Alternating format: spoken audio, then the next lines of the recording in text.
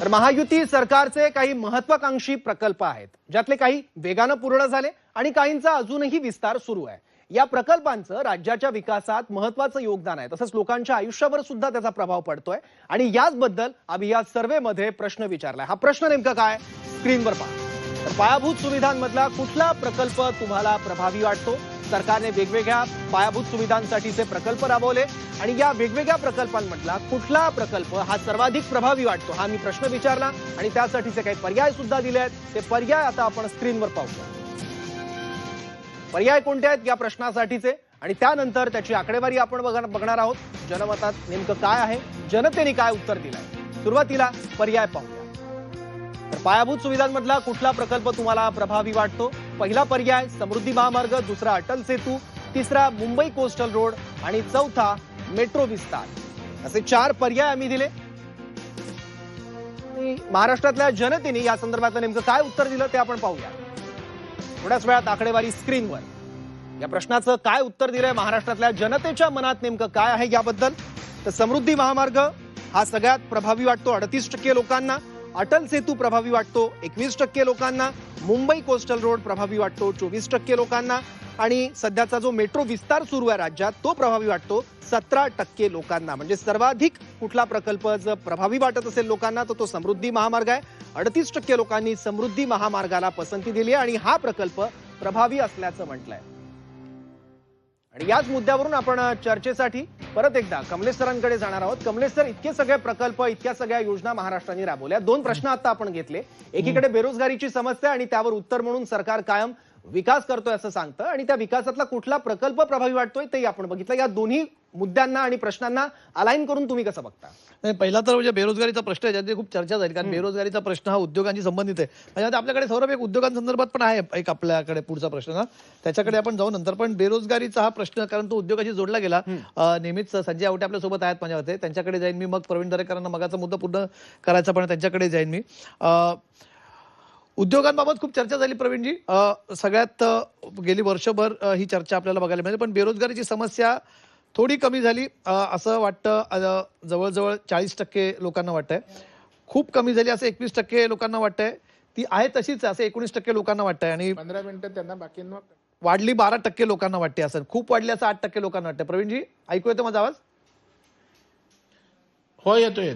बेरोजगारी आपण बघा, शेवटी आम्ही राजकीय नेते आपल्या परीनं बोलणार, विरोधी पक्षनेता टीका करणार, आम्ही आपली बाजू मांडणार।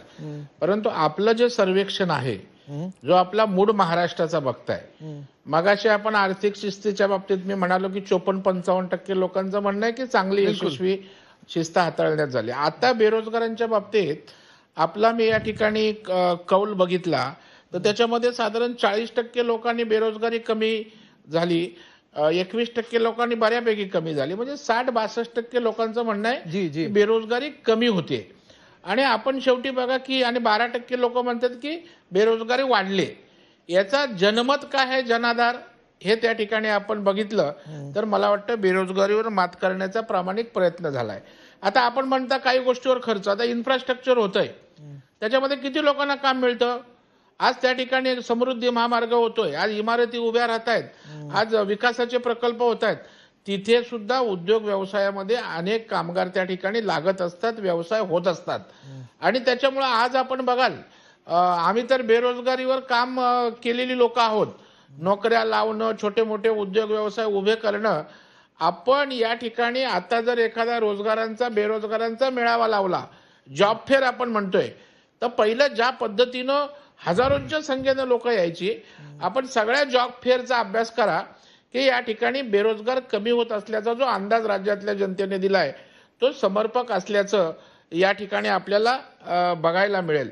आणि त्याच्यामुळे आपण बघाल, कुठल्याही राज्याचा ग्रोथ कशावर आपण बोलतो, इन्व्हेस्टमेंट किती आली। आज देशामध्ये सर्वाधिक इन्व्हेस्टमेंट आपल्याकडे आले, आज सर्वाधिक करार झालेत, त्यांना अनेक प्रकारच्या सवलती या ठिकाणी आपण देतोय। म्हणजे उद्या भविष्यामध्ये उद्योगधंदे उभे राहणार आहेत, तिथे रोजगार मिळणार आहे, छोटे उद्योग व्यवसाय त्याला पूरक सुरू होणार आहेत आणि येणाऱ्या काळामध्ये त्या ठिकाणी आपली बेरोजगारी निश्चितपणे मोठ्या प्रमाणावर कमी होते। त्याच्यामुळे हा ट्रेंड आहे तो बेरोजगारी कमी करण्याकडे, वाढण्याकडे नाहीये। कारण आज कौशल्य विकासच्या माध्यमातून आपण व्यवसाय उद्योगाला ट्रेनिंग देतोय स्किल्ड, त्यांना आपण पैसे देतोय आणि तेही छोटे मोठे व्यवसाय करतायत. आज लाडक्या बहिणींनी छोटे 1-1 लाखाचे व्यवसाय केले, तरी त्या माध्यमातून आपण बघाल की एक प्रकारे बेरोजगारी त्या ठिकाणी कमी पडण्याचे अनेक त्या ठिकाणी सोर्स आहेत. बेरोजगारी म्हणजे थेट काम का तर नाही, थेट काम तर ती नोकरी झालीच, परंतु छोटे मोठे व्यवसाय, मोठी इंडस्ट्री, इन्फ्रास्ट्रक्चर या माध्यमातून जे काही उद्योग व्यवसाय उभे राहतात तेही बेरोजगारीवर मात करणारेच त्या ठिकाणी आहेत. आणि म्हणून 60-62% लोकांचा जो कौल आहे तो त्या ठिकाणी निश्चितच आम्हाला दिलासादायक अशा प्रकारचा आहे. पूर्ण जरी 100% समाधानी नसला तर या 60-62% लोक बेरोजगारी कमी होते आणि कमी करण्याचा प्रयत्न प्रामाणिक देवाभाऊंचं सरकार करतंय, हेही आम्हाला निश्चितच प्रेरणादायी अशा प्रकारचं चित्र आम्ही समजू शकतो. ठीक आहे. तर आपण 2 प्रश्न आता सर्व्हेमध्ये बघितले होते, आणखी काही प्रश्न सुद्धा आपण बघणार आहोत, पण एक थोडक्यात कमेंट घेतो मी किरण तारे सरांची. किरण सर, बेरोजगारीची समस्या या गेल्या वर्षभरात नवीन सरकारच्या कार्यकाळात कमी झाली असं बहुतांश महाराष्ट्रातल्या लोकांचं म्हणणं आहे. आणि दुसरीकडे त्यांनी पसंती दिली आहे की सगळ्यात प्रभावशाली प्रकल्प कुठला आहे तर तो समृद्धी महामार्ग. म्हणजे एक प्रकारे समृद्धी महामार्गानं खरंच विकास होणार आणि राज्यातल्या बेरोजगारीची समस्या कमी होणार असं सरकारनं जे वारंवार म्हटलं होतं, किंवा सरकारचे इतर जे महत्वाचे विकास प्रकल्प आहेत त्याचा हा परिणाम म्हणायचा. थोडक्यात उत्तर. एक गोष्ट आपल्याला नक्की मान्य करावी लागेल की देवेंद्र फडणवीस जेव्हा जेव्हा मुख्यमंत्री होते, ते 14 ते 19 असो किंवा आता गेल्या वर्षभरापासून असो, त्यांचा सगळा फोकस हा पायाभूत सुविधांवर होता आणि त्यांनी अत्यंत प्रामाणिकपणाने काम केलंय. याच्याबद्दल काही वाद असण्याचं कारणच नाही. समृद्धी तुम्ही उल्लेख केला, समृद्धी महामार्गाचा, अटल सेतूचा किंवा कोस्टल रोडचा, मला याच्यामध्ये बुलेट ट्रेनचा प्रकल्प देखील जोडावा असं वाटेल. भलेही तो प्रकल्प केंद्र सरकारचा आहे, पण केंद्र सरकारच्या प्रकल्पाला जमीन उपलब्ध करून देणं, सगळ्या क्लिअरन्सेस देणं, हे काम देवेंद्र फडणवीसांच्या सरकारने केलं, हे आपल्याला मान्य करावं लागेल. ज्या वेगाने वेगाने केलं आणि समृद्धी खूप वेगाने पूर्ण झाला. इव्हन अटल सेतू हे 2 प्रकल्प जे गेल्या काही वर्षात अत्यंत वेगाने पूर्ण झाले. बघा, जिथे चांगलं प्रवीणजी आम्ही तिथं त्या सगळ्यात बोलतोच आहे, त्याचा आपण नक्कीच कौतुक तिथं केलं पाहिजे.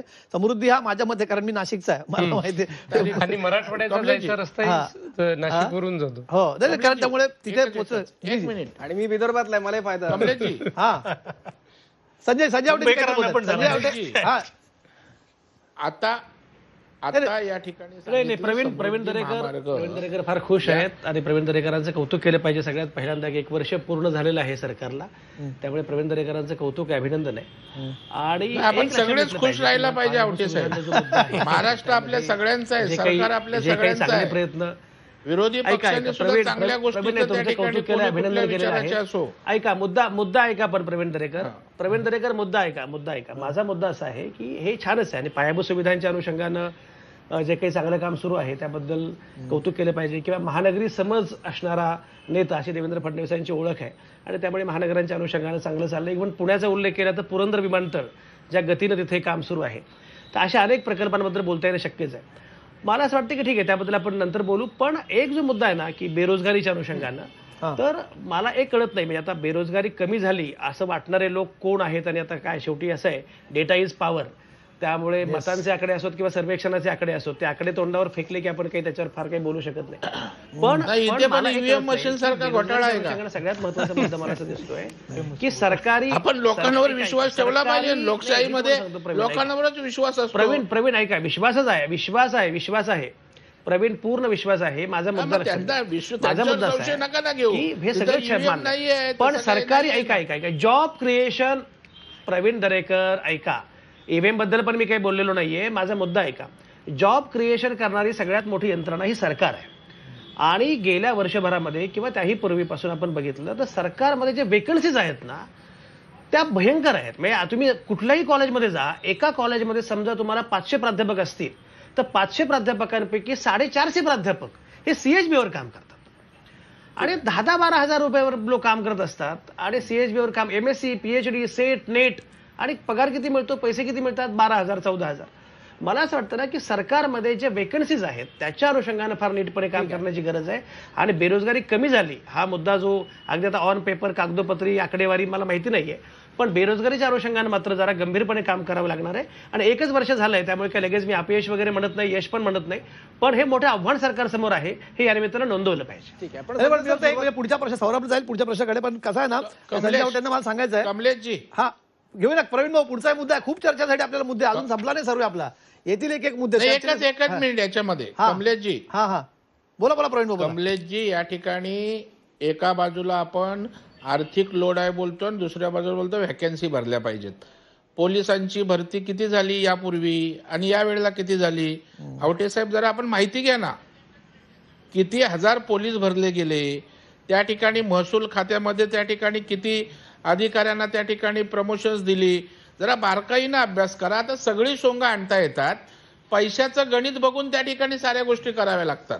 आणि जसं जसं टप्प्याने एका बाजूला आर्थिक प्रगती सुधारत, दुसऱ्या बाजूला त्या ठिकाणी भरती असेल, डेव्हलपमेंटवर काम करायचं, असं संतुलन साधलं पाहिजे ना. एका बाजूला व्हायचा कर्जाचा डोंगर झालाय, दुसऱ्या बाजूला व्हायचं भरती का करत नाही, दुसऱ्या बाजूला पेमेंट का देत नाही, योजना का बंद केल्या. तर मला वाटतं सरकार म्हणून आपण थोडंसं वेळ दिला पाहिजे. आज 1 वर्ष झालेलं आहे आणि 1 वर्षाच्या मध्ये जर 60-65% यश असेल तर मला वाटतं निश्चितच माननीय देवेंद्रजींचं अपाठ्याम राजकारण त्या ठिकाणी सगळ्यांनी कौतुक केलं पाहिजे, असं माझं प्रांजळ आणि प्रामाणिक मत आहे. चला चला सौरभ, आपला पुढचा मुद्दा घेऊया आपण. आपल्याकडे पुढचे चर्चेला पण अजून 3 खूप प्रश्न मुद्दे आहेत, आहेत. त्यावरही बरीच चर्चा आपल्याला करायची आहे आणि त्या संदर्भातले मुद्दे सुद्धा सर्व मान्यवरांकडे आहे. तर सरकार स्थापन झाल्यानंतर राज्यात घडलेल्या काही घटनांमुळे राज्याचं राजकारण आणि समाजकारण ढवळून निघालं. तसंच घोटाळा आणि गैरव्यवहाराची काही प्रकरणं सुद्धा समोर आली आणि त्यात काहींची मंत्रिपदाची विकेट सुद्धा गेली. आणि अशाच काही वादांबद्दल जनमत जाणून घेण्याचा आपण प्रयत्न केलेला आहे. प्रश्न नेमका काय आहे? 24 तासनं आणि जेडीएस सर्व्हेमध्ये विचारलेला. वर्षभरातील कुठल्या वादाचा परिणाम महायुती सरकारच्या प्रतिमेवर झालाय? महायुती सरकारच्या प्रतिमेवर कुठल्या वादाचा परिणाम झालाय हा प्रश्न आम्ही विचारलेला आहे आणि त्या संदर्भात काही पर्याय सुद्धा आम्ही दिलेले आहेत. हे पर्याय नेमके काय ते स्क्रीनवर आपण पाहूया. एकूण